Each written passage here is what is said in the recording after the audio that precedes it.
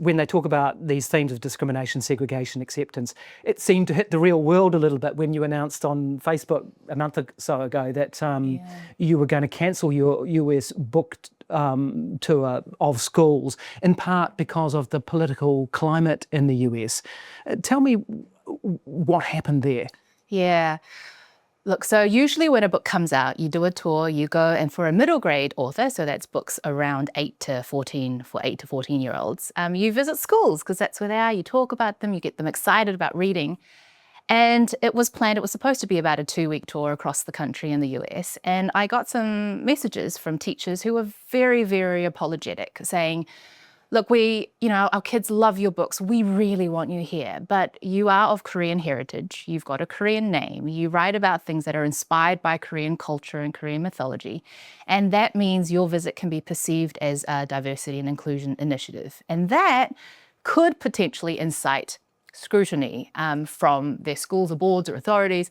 And therefore they were unable to host me.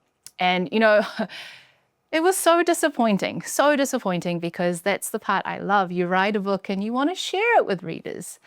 But I have to say, my more, overriding emotion was just one of real sadness, because I think the teachers and librarians who are having to work under these guidelines at the moment, I can only imagine how difficult things are for them navigating this. And of course, for the kids who want to read, who just want to read a good book.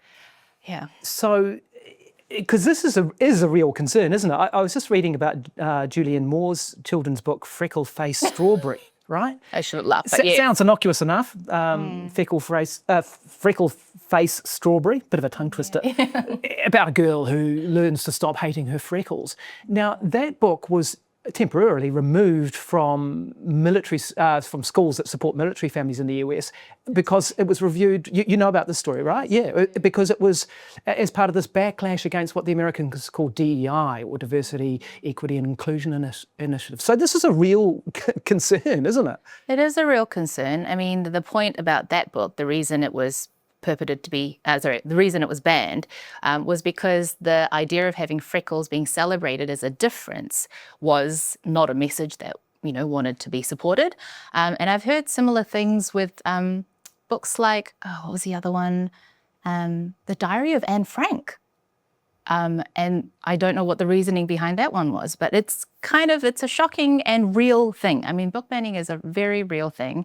And it may only be apparent to the communities that are really involved in promoting books, but it is